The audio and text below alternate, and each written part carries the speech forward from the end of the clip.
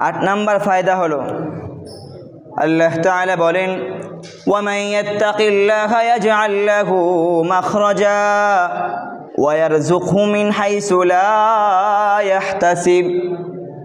যে ব্যক্তি তাকওয়া অবলম্বন করবে, ওয়ামান ইয়াত্তাকিল্লাহা ইয়াজআল লাহু মাখরাজা, আমি রব বলে দিলাম তার জন্য আমি একটা রাস্তা বের করে দিব, একটা পথ বের করে দিব।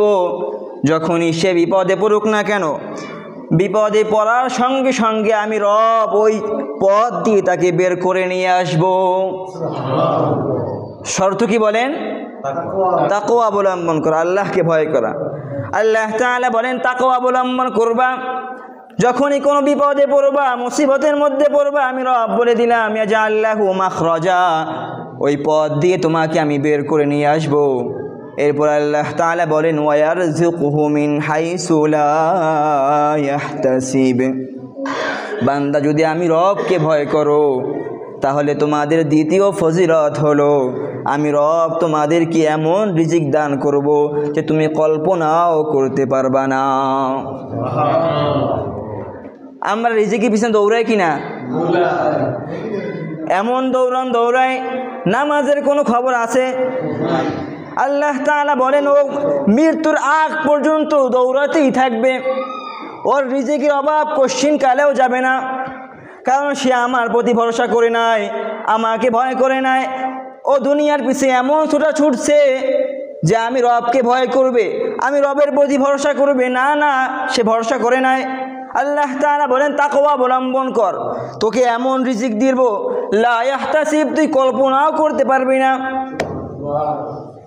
আমরা এগুলো করি না।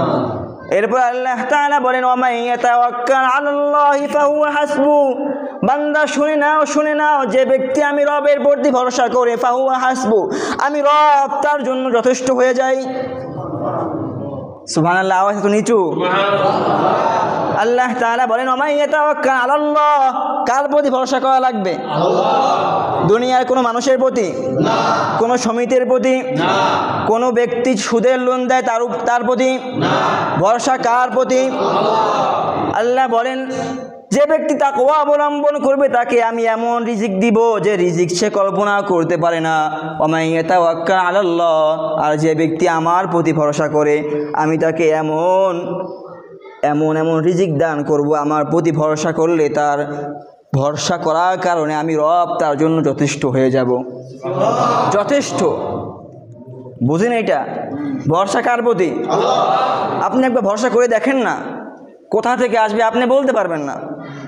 ভরসা নাই আমাদের ইয়াকিন নাই।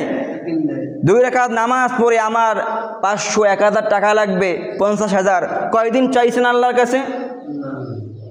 কয়দিন ইয়াকিন নিয়ে 2 হাত তুলে মাওলার কাছে চাইছেন মসজিদে এসে উযু করে? কয়দিন? 500 টাকা লাগবে, 1000 টাকা লাগবে, দৌড় দিয়ে চলে যাই, 50,000 টাকা লাগবে এর কাছে ওর কাছে, ঠিক না? ওই হাজী সাহেবও সুদের লেনদেন করে। যখন কোনো ব্যক্তি চাইতে আসে টাকা, আসরে নামাজের সময় বলতে আসছো কেন? বলে আসছে 1000 টাকা লাগবে। বলে এখন নামাজের সময় দিতে পারবো, নামাজে পড়ায়। নামাজের পর যখন আবার ওই ব্যক্তি আসার পরে বলে কি 1000 টাকা এখন আমার কাছে তো নাই। বলে মাস শেষে একটু বাড়িয়ে দিব মানে। বলে তা খারাপ দেখে বাপের কাছে আর কিছু আছে কিনা, আর কিছু বেশি লাগবে, 2-3 হাজার 5 হাজার লাগবে। বলে দিলে ভালো হয়, তাহলে আচ্ছা দিয়ে দিস, আর মাস শেষে হাদিয়াটা দিয়ে দিস, এখন যা, তারপরে আমার মাগরিবে নামাজ পড়া লাগবে। কেমন হাজী সাহেব আর কেমন নামাজি!